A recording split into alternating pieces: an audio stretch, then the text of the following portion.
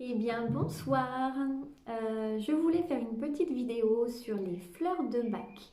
Alors, je ne sais pas si vous avez déjà entendu parler, mais pour moi, c'est un remède magique qui sert à énormément de choses.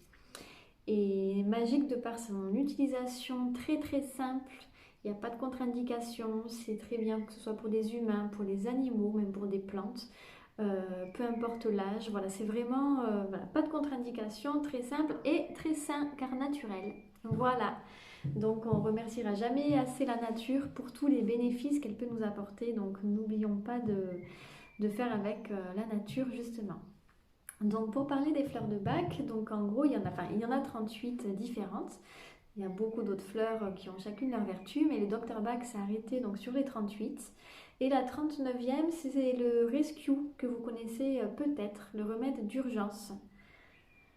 Voilà, c'est le remède qui apporte calme et sérénité dans des moments d'extrême urgence. Voilà, d'où le remède d'urgence d'ailleurs.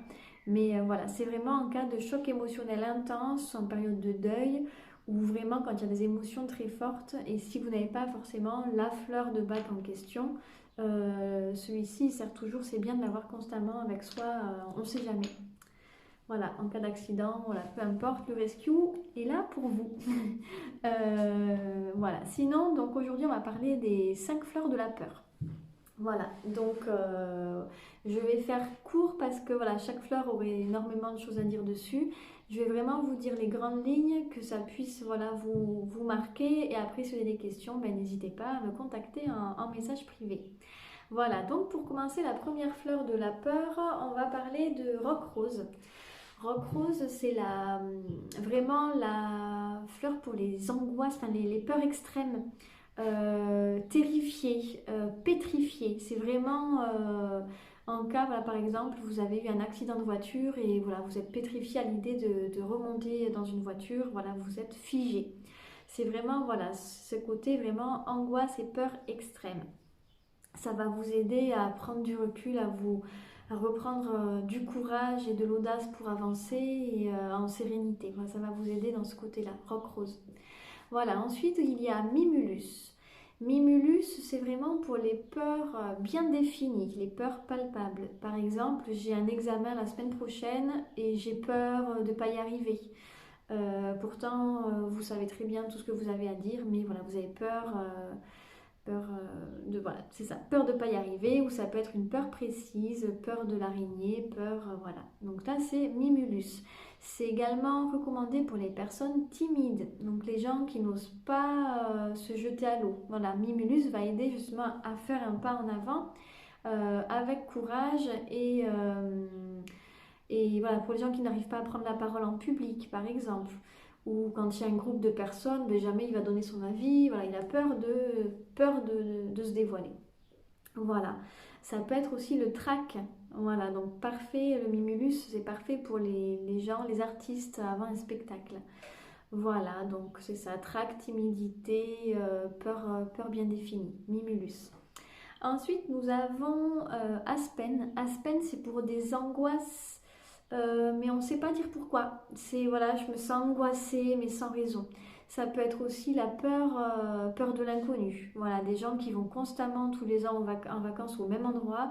Ah ben non, ça me rassure, je connais, mais bon, ces gens-là vont se priver de plein d'autres choses parce qu'ils ont peur de tester quelque chose de nouveau. Voilà.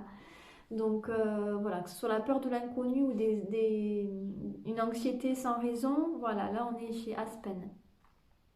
Ensuite, nous avons Thierry Plume.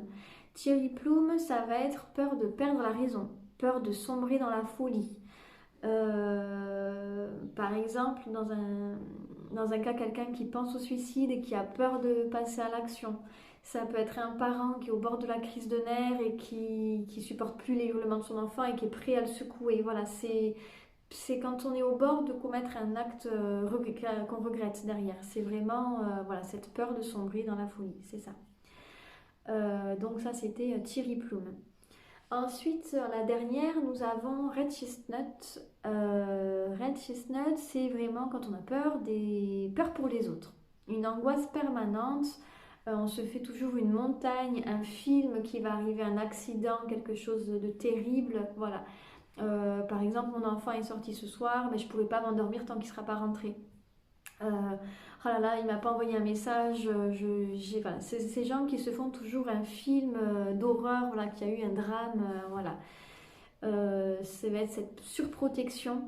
Et donc voilà, le Red Chestnut va vous aider à lâcher prise, à reprendre confiance pour l'autre, à être vraiment plus serein. Et ça va aussi, du coup, le fait que vous preniez les fleurs, ça va pouvoir aider la personne en question parce que cette personne-là, justement, doit ressentir votre peur accrochée donc sur la personne. Et des fois, ça engendre des manques de confiance et tout ça par la suite.